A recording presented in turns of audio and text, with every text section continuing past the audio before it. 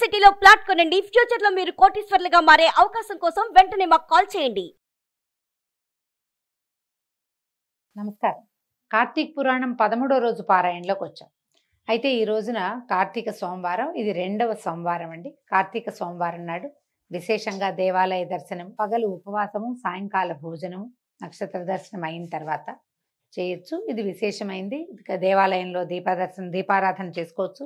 ఇంట్లో దీపారాధనలు 4 చోట్ల మన వాకిళ్ళల్లో తులసి దగ్గర దేవారాధన ఎట్లాగూ చేసుకుంటాం కాబట్టి 3-4 చోట్ల మనం దీపారాధన చేసుకోవచ్చు. విశేషంగా మిగిలిన రోజులు పాటించకపోయినా ఒక సోమవారాలను మాత్రమైనా ఉపవాసం చేసి హరనామ సంకీర్తన, శివనామ సంకీర్తన కూడా చేసుకుంటే విశేషమైన ఫలితం లభిస్తుంది. ప్రత్యేకంగా ఈ రోజున చెప్పబడింది ఏంటంటే, ఏదైనా దానం చేసుకోవటము, దేవాలయ దర్శనం చేయటము, దీపదానం చేసుకోవటము, సోమవారం నాడు ఉపవాసం ఉండటము, తర్వాత కార్తీక పురాణం మీరు ఎలాగో వింటారు. ఈ ప్రత్యేకమైన పర్వదినం రోజున మీకు కుదిరినటువంటి అర్చన, పూజ, దాన, జపాదుల్ని చేసుకోండి. దానివల్ల లభించే పుణ్యంతో మానసిక సమస్యలు తీరుతాయండి. సోమవారాలు ప్రత్యేకంగా ఏంటంటే, శివుడు సోమవారం అంటే చంద్రునికి సంబంధించిన వారం కదా. ఈ రోజున శివార్చన చేస్తే మానసికమైన శాంతి, చిత్తశాంతి లభిస్తుంది. సరే, మనం పురాణంలోకి వెళ్దాం. జనక మహారాజుకి వశిష్ఠ మహాముని చెప్తున్నారు. కార్తీక మాసంలో చేయదగిన ధర్మాలు, ఆచరించవలసిన ధర్మాల గురించి చెప్తాను. స్వచ్ఛమైన మనసుతోటి విను. ఈ ధర్మాలన్నీ కూడా ఆవశ్యకమైనవే. కార్తీక ధర్మములు మా తండ్రి అయినటువంటి బ్రహ్మచేత మాకు చెప్పబడ్డాయి. ఇవన్నీ చేయదగినవే అవుతాయి. అయితే చేయని ఎడల పాపం కలుగుతుంది అనేది కూడా ఉన్నది. అది కూడా నిజమే. సంసార సముద్రం నుంచి దాటగోరేవారు, నరకపాతక భయము కలిగిన వాళ్ళు ఈ ధర్మాల్ని తప్పకుండా చేయాలంటే నరకంలో పడకూడదు, ఈ సంసార సముద్రాన్ని దాటేసేయాలి అంటే కార్తీక ధర్మాలు ఆచరించాలట. కార్తీక మాసం ముందు కన్యాదానం అంటే వివాహ శుభకార్యాలు ఏదైనా చేయగలిగితే చాలా మంచిది. తర్వాత కన్యాదానం విశేషం. ప్రాతస్నానం అంటే పొద్దున్నే స్నానం చేయటం. శిష్టుడైన బ్రాహ్మణ పుత్రునికి ఉపనయనం చేయించటం. కాకపోతే మనం ఇప్పుడు కార్తీకంలో ఉపనయనాలు ఉండవు కదా. మనకి ఉత్తరాయణ దక్షిణాయనాల్లో ఖచ్చితంగా మనకి ఉత్తరాయణ కాలంలో మాత్రమే ఉపనయనాలు ఉంటాయి. ఈ ఆషాఢం దగ్గర ఇంచుమించుగా మనకి అక్కడి నుంచి సూర్యుడు సంక్రమణం చెందిన దగ్గర నుంచి మనం మానేస్తాం అనమాట. అంటే ఈ ఉత్తరాయణంలో మాత్రమే చేస్తాం కాబట్టి మనం ఏం చేయొచ్చు, వచ్చే సంవత్సరం మీ అబ్బాయి ఒడికి ముహూర్తం పెట్టుకోండి. ఒడికి కావాల్సినటువంటి ఉపనయనానికి కావాల్సిన సమస్తమైన సంభారాలు నేను ఇస్తాను, లేదా ఎదుగో ఈ సొమ్ము ఇది తీసుకోండి అని చెప్పి ఉపనయనానికి ప్రామిస్ చేయటం. కన్యాదానం కూడా అంతేనండి. ఇప్పుడు తాంబూలాలు పుచ్చుకున్నా కూడా కార్తీక కన్యాదాన ఫలితం లభిస్తుంది. విద్యాదానము, వస్త్రదానము, అన్నదానము చాలా మంచివి. కార్తీక మాసంలో ద్రవ్యహీనుడైన బ్రాహ్మణ పుత్రుడికి ఉపనయనం చేయించి దక్షిణ ఇస్తే కనుక అనేక జన్మార్జితలైనటువంటి పాపాలు నశిస్తాయట. అయితే ఇందు చూడండి, మన ద్రవ్యం ఇచ్చి ఉపనయనం చేయించినప్పుడు ఆ వటువు చేత చేయబడిన గాయత్రి జప ఫలితం వల్ల పంచమహాపాతకాలు భస్మం అవుతాయి. గాయత్రి జపము, హరిపూజ, వేదగానం వీటి ఫలితము చెప్పడానికి శక్యం కాదు. 10,000 తటాకాలు తవ్వించే పుణ్యము, 100 రావి చెట్లు పెట్టించే పుణ్యము, నూతులు, దిగుడు బావులు 100 తవ్వించేటువంటి పుణ్యము, 100 తోటలు వేయించే పుణ్యము, ఒక బ్రాహ్మణునకు ఉపనయనం చేయించిన పుణ్యంలో 16వ వంతు కూడా సరిపోదు. ఇంత పుణ్యం లభిస్తుందట. కార్తీక మాసం నందు ఉపనయన దానం చేసిన తర్వాత మాఘమాసం అందు కానీ వైశాఖంలో కానీ ఉపనయనం చేయించాలి. అదే మనం చెప్పుకున్నాం కదా. ఇప్పుడు ఒప్పుకొని ఉత్తరాయణం వచ్చినప్పుడు మనం చేయించవచ్చు అన్నమాట. సాధువులను శ్రోత్రియులను అగు బ్రాహ్మణ కుమారులకు ఉపనయనం చేయిస్తే అనంతమైన ఫలితం వస్తుందని ధర్మవేత్తలైన మహామునులు ఎందరో వాకృచ్చారు. ఈ ఉపనయనాలకు సంకల్పం కార్తీకంలో సంకల్పం చేస్తే మంచిదట. అట్లా చేస్తే కలిగే ఫలితాన్ని చెప్పడానికి భూమి ఎందు కానీ స్వర్గమందు కానీ ఎవ్వరికీ సామర్థ్యం లేదు. పరద్రవ్యం వలన తీర్థయాత్రయు, దేవబ్రాహ్మణ సంతర్పణ చేసిన ఎడల పుణ్యము ద్రవ్యదాతకి కలుగును. ఎవరైనా ఫ్రెండ్స్ డబ్బులు పంపిస్తారు, మనం ట్రిప్కి వెళ్తాం, వాళ్ళు ఇచ్చిన డబ్బులతోటి ఫ్రెండ్స్ స్పాన్సర్ చేస్తారు. అట్లాంటివి జరుగుతున్నాయండి. మేము తీర్థయాత్రకు తీసుకెళ్తామంటారు, వాళ్ళ ఖర్చు వాళ్ళు పెట్టుకుంటారు. ఎవరైతే ఖర్చు పెడతారో ఈ మనం చూసిన ఫలితం వాళ్ళదేనట. మనం ఇక్కడ చూస్తాము, దేవాలయాలు దర్శనం చేస్తాము, దీపదానాలు లాంటివి చేసుకుంటాము, అందరికీ యాచకులు ఎవరైనా కనబడితే తలా ₹1 ఇస్తాము, అయ్యవారికి తాంబూల దక్షిణ కూడా ఇస్తాము, దేవాలయంలో కానుక వేస్తాము, దేవాలయానికే కొంత సొమ్ము వేస్తాము. మొత్తం ఎవరైతే మనని తీర్థయాత్రకి తీసుకుపోయారో వాళ్ళకే చెందుతుంది, మనకేమీ లేదు. మనం దానికి ఒప్పుకుని ఈ పుణ్యమంతా ఆయన ఖాతాలో వేయించడానికి ఒప్పుకుని వెళ్ళాలి. తీసుకెళ్తున్నారు ఖర్చు తక్కువని వెళ్ళామంటే ఏం లేదు. చూస్తాం మనం దేవాలయ దర్శనం చేసినటువంటి ఆనందం మనది, పుణ్యం మాత్రం ద్రవ్యం పెట్టుకుని వాడిదట. తర్వాత ఇంకా చెప్తున్నారు, బ్రాహ్మణ దేవ సంతర్పణ చేసినా సరే దానికి ఎవరైనా సొమ్మిస్తే సొమ్మిచ్చిన వాడిదే ఫలితం అవుతుందట. కార్తీక మాసమందు ధనమిచ్చి ఒక బ్రాహ్మణునికి ఉపనయనం కానీ వివాహం కానీ చేయించిన ఏడలు కూడా అనంత ఫలితం కలుగుతుంది. సో ఉపనయనానికి కావాల్సిన డబ్బులు ఇచ్చినా, పెళ్ళికి కావాల్సిన డబ్బు ఇచ్చినా కూడా ఫలితం లభిస్తుంది. కన్యాదానం చేసేవాడు తాను స్వయంగా పాప విముక్తుడు అవుతాడు కార్తీకంలో గనక చేస్తే. తన పితరులకు బ్రహ్మప్రలోక ప్రాప్తిని కలిగిస్తాడు. తర్వాత ఈ విషయంలో ఒక పురాతనమైన గాథ ఒకటి ఉన్నది, చెప్తాను వినమంటున్నారు, సావధానంగా వినమన్నారు. ద్వాపర యుగంలో వంగదేశమందు దుష్టుడైన సువీరుడనే ఒక క్షత్రియుడు కలడు. చిన్నవైన చక్కటి లేళ్ల వంటి చూపులు కలిగినటువంటి సౌందర్యవతి అయిన భార్య కూడా ఉండేదట. ఈ క్షత్రియుడు రాజుగా ఉండి కొంతకాలానికి దైవయోగం వల్ల దాయాదులతో పీడింపబడి జయింపబడిన వాడై ఆ రాజ్యం పోగొట్టుకుని తర్వాత ఏం చేస్తాడు, ఇంకేమీ చేయలేక దేశాలు పట్టిపోయాడు. అర్ధాంగి కనుక భార్య కూడా ఆయన వెనకాల పడిపోయింది.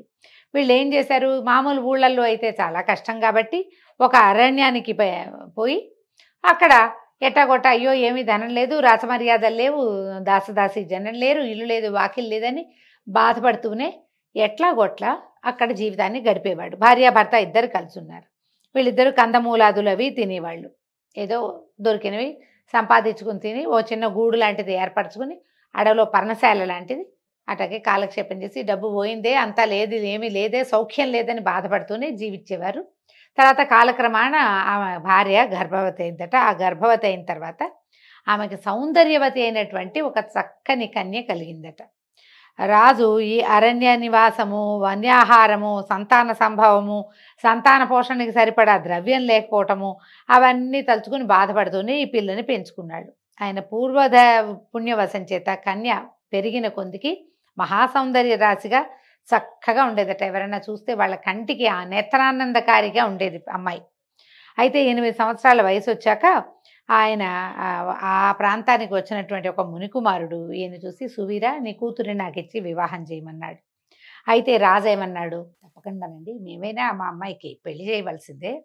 అయితే ఏంటంటే నేను దరిద్రుణ్ణి, ధనం పోగొట్టుకుని ఉన్నాను, కోరినంత ధనం ఇచ్చి మా పిల్లని వివాహం చేసుకో అనేసరికల్లా సరే ఈయన ఏం చేశాడు, మునికుమారుడు ఆ అమ్మాయి నచ్చింది. ఆ పిల్ల అది 8 ఏళ్లకే చక్కగా ఉంది, పెద్దదైతే ఎంత అందంగా ఉంటుందో, ఆ సౌందర్యవతైన కన్నే కావాలి అతనికి.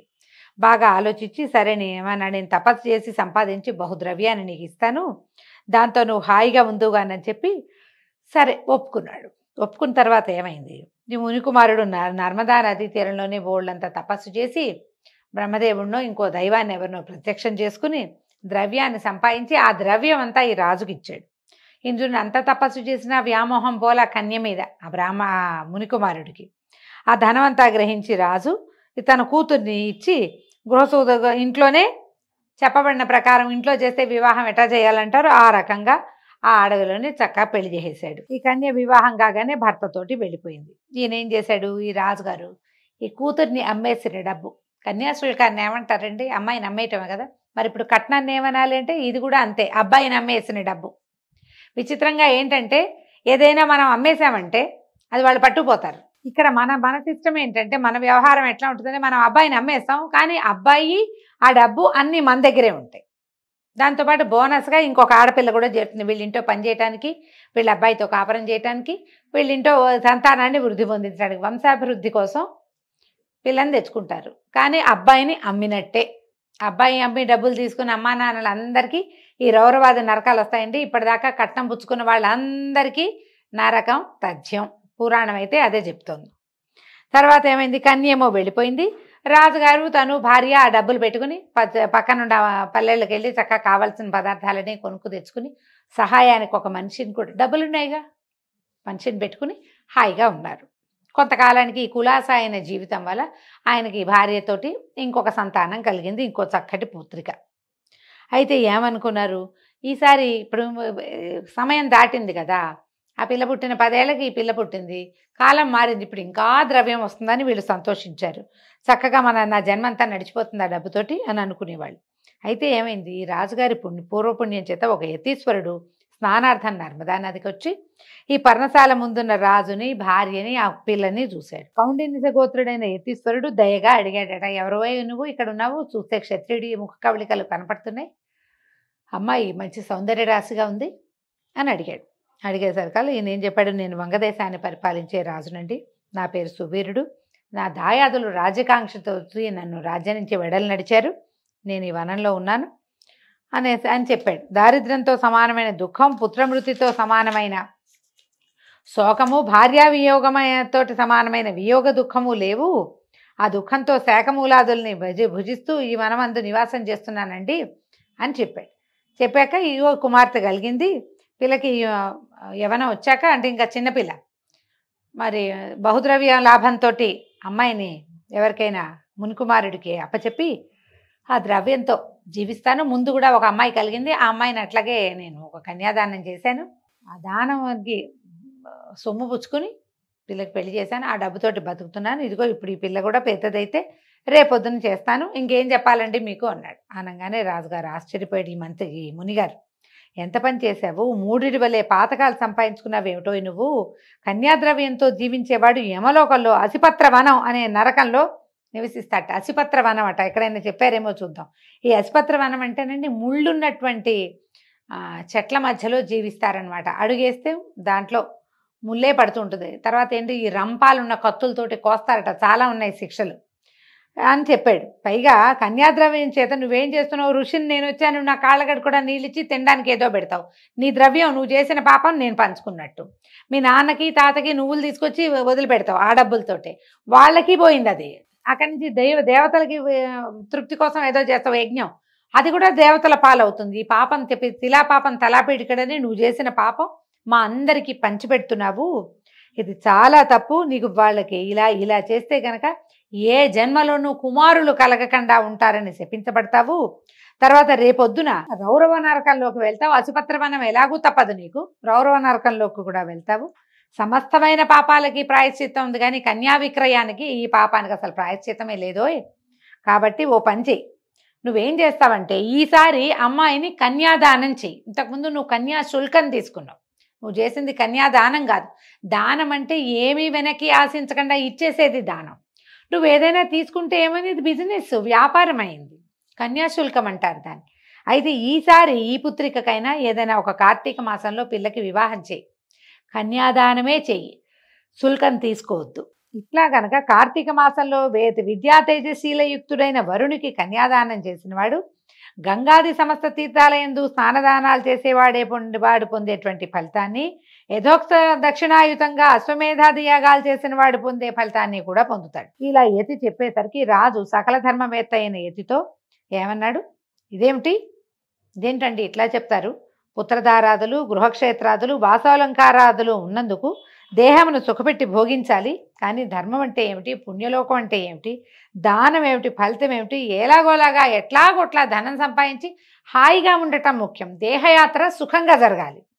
ఈ రెండో కూతుర్ని కూడా పూర్తిగా ద్రవ్యం ఇచ్చేవాడినికే ఇచ్చి ఆ ద్రవ్యంతో సుఖభోగాలు పొందుతాను, నీకు ఎందుకయ్యా అనవసరమైన మాటలు, నీ దారి నువ్వు పో, శరీర మాధ్యం కలు ధర్మ సాధనం అన్నారు. శరీరం ఉంటేనే దాన్ని సుఖపెట్టాలి, ఉన్న శరీరాన్ని, ఇదే కదా ధర్మ సాధనం, దీంతోటే నేను పూజ చేస్తా, ఏదో కొంచెం జపం చేస్తా, దానం ఏమిటో చేస్తా, ఏం చేయాలన్నా శరీరం ఆరోగ్యంగా సుఖంగా ఉండాలి కదా, సుఖంగా ఉండాలంటే ధనమే కావాలి. కాబట్టి రెండో పిల్లని ఖచ్చితంగా ద్రవ్యం ఇచ్చేవాడికి మాత్రమే, ద్రవ్యం ఇచ్చేవాడికే ఇస్తాను, నువ్వు వెళ్ళిపోమన్నాడు.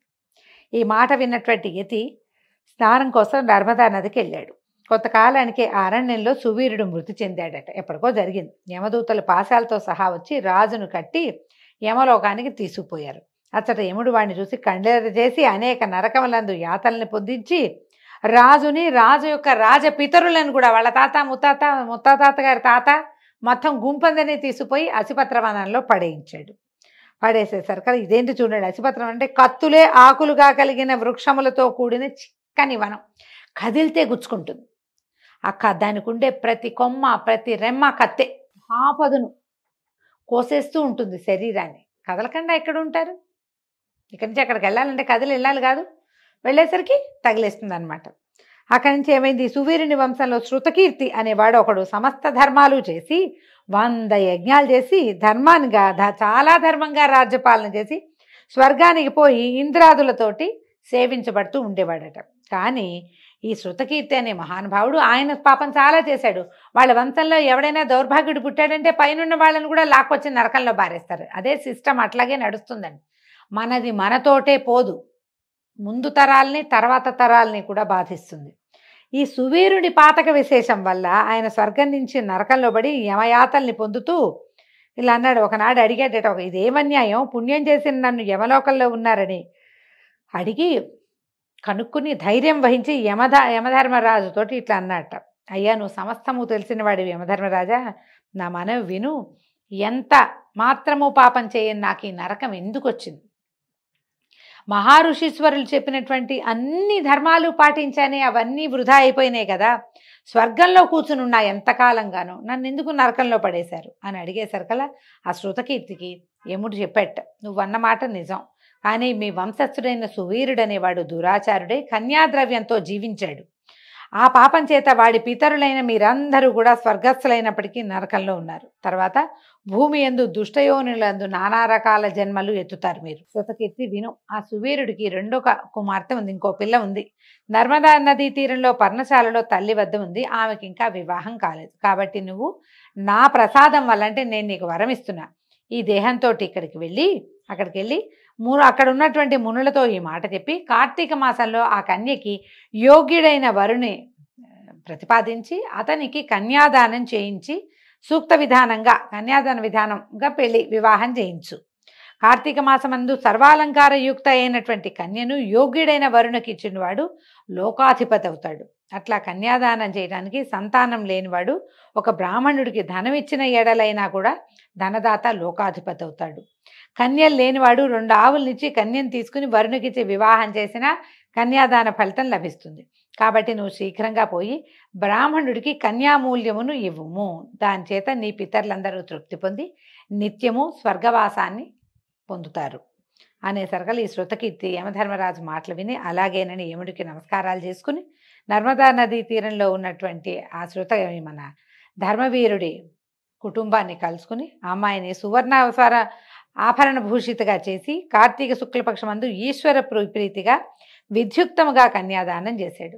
ఆ పుణ్యవశం వల్ల సువీరుడు యమపాస విముక్తుడై స్వర్గానికి పోయి సుఖంగా ఉన్నాడు. తర్వాత శృతకీర్తి 10 మంది బ్రాహ్మణ బ్రహ్మచారులకు కన్యామూల్యాన్ని ఇచ్చాడు. దాని చేత వాని పితరులందరూ కూడా విగత పాపులై స్వర్గానికి పోయారు. తానును యథాగతంగా స్వర్గం చేరాడు. కాబట్టి కార్తీక మాసమందు కన్యాదానాన్ని ఆచరించేవాడు విగత పాపుడు అవుతాడు, ఇందుకు సందేహం లేదు. కన్యామూల్యాన్ని ఇవ్వలేని వాళ్ళు మాటలతోటైనా వివాహానికి సహాయం చేసినా కూడా వాళ్ళకి ఎంతో కొంత పుణ్యం లభిస్తుంది.